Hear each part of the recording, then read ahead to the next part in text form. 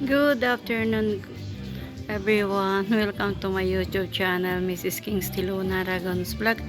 Ayan guys, sinampay ko yung mga labahin ko. Matagal nang labahin yan kasi ilang araw ng ulan. Kaya ngayon lang yung umaraw-araw. Minsan pasusulpot yung araw, pasulpot yung ulan.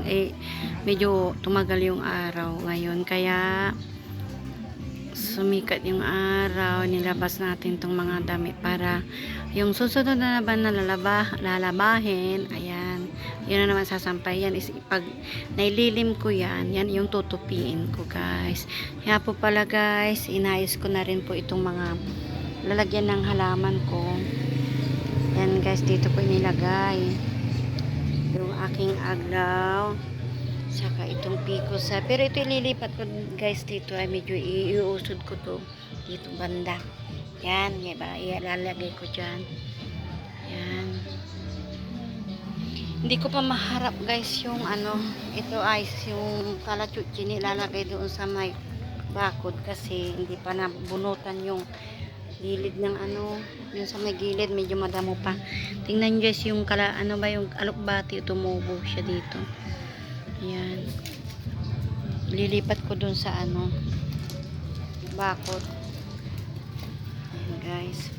Yan, dito ko inilagay. Inarrange ko to. Pag bibili uli ako ng ganitong kawa, dito ko ilalagay. Bali dalawa yung kulang na kawa. Yan kasi ang ganda nitong guys, oh. Itong pako na Burton. Yan guys. Ayan, inilipat ko na sila dito. Ayan si Velvet, lumalago na siya, laki na ng dahon, malaki na yung mga dahon nila, may mga suloy na rin, oh. Laki na, oh, nagtatago. Kaya pag tumataas yung araw, mainit, nilililim ko siya para hindi masira yung araw niya, hindi masira yung dahon niya guys. Ayan, dumadami na rin to guys. Ang dali lang magpatubo nito eh. Ayan, yan guys. Yan, nilipat ko na sila dito. Ayan. Ayan guys.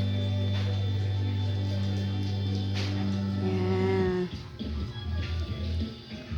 Okay guys, kung hindi pa po kayo naka-subscribe sa aking YouTube channel, please subscribe po, like and share din po.